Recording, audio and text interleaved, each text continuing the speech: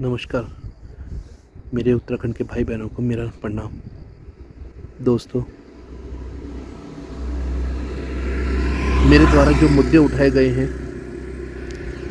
क्या गलत हैं? उन पे कब कार्रवाई होगी? बहन अंकिता भंडारी, उसको कब न्याय मिलेगा? उसके कातिल जो तड़ीपार कब होंगे? केदार भंडारी के कातिल कब तड़ीपार होंगे? रणवीर के नेगी के कातिल कब तड़ीपार होंगे?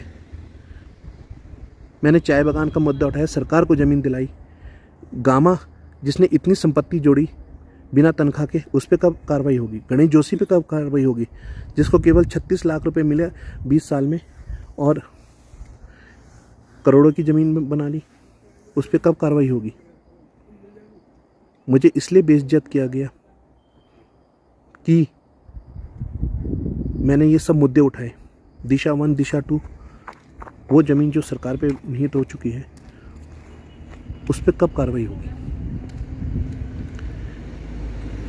क्रिकेट बोर्ड का मुद्दा उठाया, तो उसमें हमारे उत्तराखंड के बच्चे कब खेलेंगे? ये मुद्दे मेरे नहीं हैं, ये मेरे उत्तराखंड के मुद्दे हैं। आज मेरे साथ हो रहा है, कल किसी एक और के साथ होगा।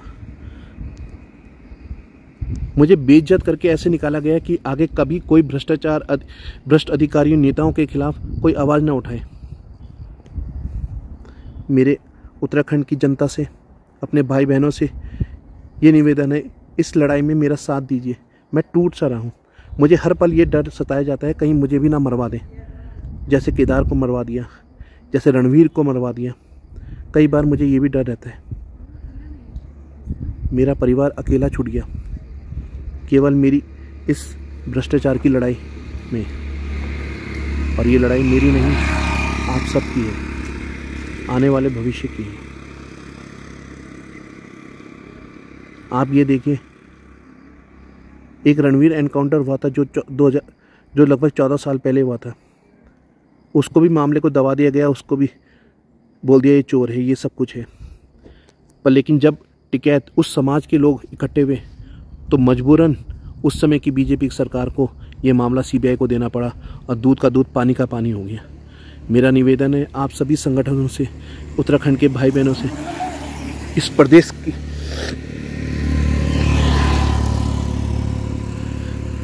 आज एकजुट हो जाओ समाज के लिए, इस करप्शन के लिए, इसको ख़त्म करने के लिए। जय हिंद, जय बद्री केदार। हमने पुलिस में, आबकारी में और कई अन्य विभागों में फर्जी उर्दू अनुवादकों का मुद्दा उठाया, जिनकी नौकरी ही 96 में ख़त्म हो गई। उस पर आज तक सरकार ने कोई कार्रवाई नहीं करी, पर लेकिन हमारे ऊपर हर समय कार्रवाई हो रही है, झूठे मुकदमे डाल के। आप मेरा कोई सा भी मुकदमा ये देख लीजिए, वो मामला सिविल कोर्ट में उस दिन पेंडिंग था, कोई सा भी।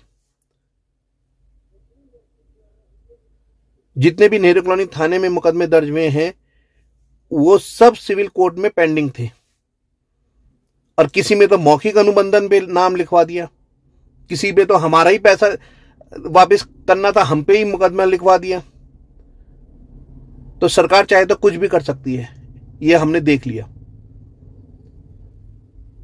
झूठे मुकदमे कैसे बनाए जाते हैं ये देख लिया। मैं उत्तराखंड की जनता के लिए लड़ रहा हूं, अपने समाज के लिए लड़ रहा हूं, उसका नतीजा मुझे ये मिल रहा है।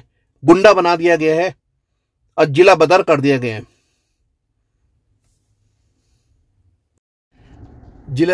जिलाधिकारी देहरादून द्वारा जानबूझ के मेरे पे गुंडा एक्ट में कार्रवाई की गई और जिला बदर इसलिए किया गया क्योंकि मैंने पौंदा की जमीन का इनका घोटाला खोला था। इन्होंने पौंदा की जमीन में अपने नाम अपने हस्बैंड के नाम, देवर के नाम, सबके नाम ले रखी, जबकि जमीन 200 वर्ग मीटर से ऊपर ले नहीं सकते थे और वहां पर बिना पेड़ों के कटान हुए हैं। उसको मैंने उठाया और वहां पर हरिजन की जमीन बिना डीएम की अनुमति के बिक चुकी हैं, उसको मैंने उठाया। तो दिशा 1, दिशा 2 प्रोजेक्ट सारा घपले में है, जिसका कमिश्नर रेवेन्यू कोर्ट में मामला चल रहा है और जब तक मामला पेंडिंग है तब तक रजिस्ट्री नहीं हो सकती। यहाँ पर रजिस्ट्रियाँ की गई हैं। जिन जो जो हरिजनों की जमीन है, पुराना रिकॉर्ड है, वो सब हरिजनों की बिना परमिशन के वहां जमीनें बिकी हैं। ये सब खुंदक मेरे पे निकाली जा रही है।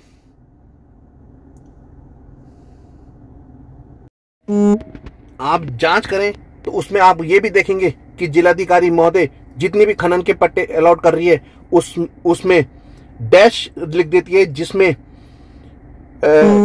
जिम कॉर्बेट नेशनल जी राजा पार्क, जिसमें 10 किलोमीटर का एरिया छोड़ना होता है और वहां पर ये खनन का कोई पट्टा ना क्रेशर का पट्टा, कोई अनुमति नहीं दी जा सकती। आप आज तक सारी रिकॉर्ड निकाल के देख लीजिए, डीएम ने उनमें डैश छोड़ा हुआ है। क्यों छोड़ा हुआ है?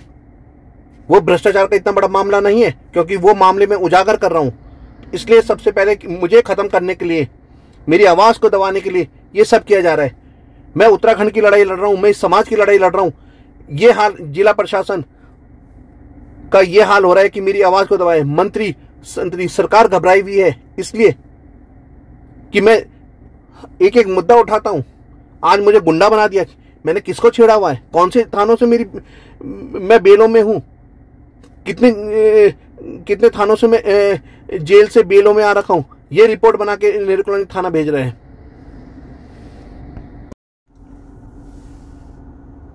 इसी उसमें मैंने नगर निगम के घोटाले खोले, जिसमें 86 करोड़ 94 लाख रुपए एक समिति बना के पार्षदों ने गमन कर लिया।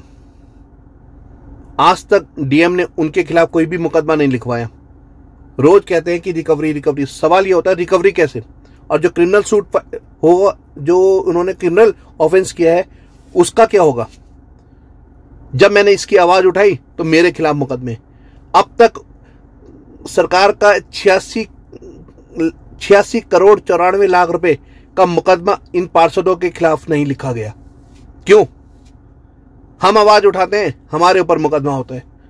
कहां गया मोदी जी आपका ये भ्रष्टाचार के खिलाफ लड़ाई? कहां गया धामी जी आपकी भ्रष्टाचार के खिलाफ लड़ाई? हम आपका सहयोग में कर रहे हैं कि लड़ाई में आपको मुद्दे बता रहे हैं, आपको बता रहे हैं कि ऐसा हो रहा है, हमारे ऊपर उसके बाद मुकदमे हो रहे हैं। जितने भी सिविल के मामले कोर्टों में चल रहे हैं, सब में स्टे हो रखा है। और जबकि माननीय सुप्रीम कोर्ट का आदेश है कि सिविल के मुकदमे में कोई भी पुलिस इंटरफेयर नहीं करेगी। यहां पर उत्तराखंड पुलिस जबरदस्ती सिविल के मामलों में भी हम पे मुकदमा लिख रही है। किस पे न्याय के लिए जाऊं? कहां जाऊं? आज जनता की आवाज उठा रहा हूं, उसका नतीजा मुझे ये मिल रहा है। मैंने कौन सा कोई भी मुद्दा मेरे लिए है? हमने मीट का सॉल्डर हाउस के बिना यहां देहरादून में मीट बिक रहा है, सीनियर सिटीजन का मुद्दा उठाया। मतलब हर जगह मुद्दे, इतने जनता के लिए मुद्दे उठा रहा हूं, सब कुछ उठा रहा हूं, सरकार को जगा रहा हूं, भ्रष्टाचार के खिलाफ लड़ रहा हूं, उसका नतीजा मुझे ये मिल रहा है। किस पे जाऊं न्याय के लिए? माननीय प्रधानमंत्री जी, आप कहते हैं भ्रष्टाचार के लिए लड़ो, भ्रष्टाचार के खिलाफ लड़ो, कि मैं भ्रष्टाचार के खिलाफ लड़ रहा हूं, उस पे मेरे पे मुकदमे हो गए। अब तक 8 मुकदमे हो चुके हैं। तो आपसे यही निवेदन है, जब आप और कुछ नहीं कर सकते तो हमको इच्छा मृत्यु देने की कृपा करें। सिविल के मामले होते हुए, स्टे होते हुए कोर्टों से, तब भी मुकदमे लिखवाए जा रहे हैं।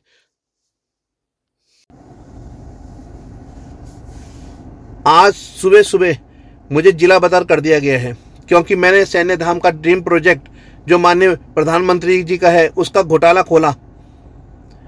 उससे पहले जब से मैंने पीआईएल फाइल करी है, सरकार को जगाया है, सरकार को जमीनें दिलवाई हैं, उसका इनाम मुझे ये मिला। जो मंत्रियों के आय से अधिक संपत्ति है, पार्षदों की है, और मेयर सुनील उनियाल गामा देहरादून के, उनकी संपत्तियों का खोला, उसका नतीजा मुझे ये मिल रहा है। हाई कोर्ट मेरी नहीं सुन रहा है, हाई कोर्ट बहसों के काम कर रहा है। मैं रात दिन मेहनत करके माननीय प्रधानमंत्री जी के हर की भ्रष्टाचार के ऊपर लड़ाई लड़ रहा हूं, उसका नतीजा मुझे मिल। सारे कोर्टों में सिविल मामले चल रहे हैं और मैं एक आदमी की पैरवी कर रहा हूं, उसमें मेरा नाम डाल के मेरे पे मुकदमे लिखे जा रहे हैं। कहीं पर मौखिक अनुबंधन किसी का है, विकेश नेगी उसे जानते हैं, मौखिक उस पर विकेश नेगी पे मुकदमा। किसी ने विकेश नेगी के 15 लाख रुपए वापस करें, विकेश नेगी पे मुकदमा। हर चीज की हद हो जाती है। कहीं 147 का मुकदमा हो रहा है, खाली विकेश नेगी जाके बलवा कर रहा है। मतलब इतनी भी अति मत करो सरकार, इतनी भी अति मत करो। कि एक परिवार को तुम बर्बाद करो। लड़ाई करनी है तो लड़ाई की तरह लड़े ना, कि झूठे मुकदमे डाल के क्यों। मैं तो माननीय प्रधानमंत्री जी से और राष्ट्रपति से यही निवेदन है कि अब मुझे इच्छा मृत्यु प्रदान करने की कृपा करें। जय हिंद, जय भारत।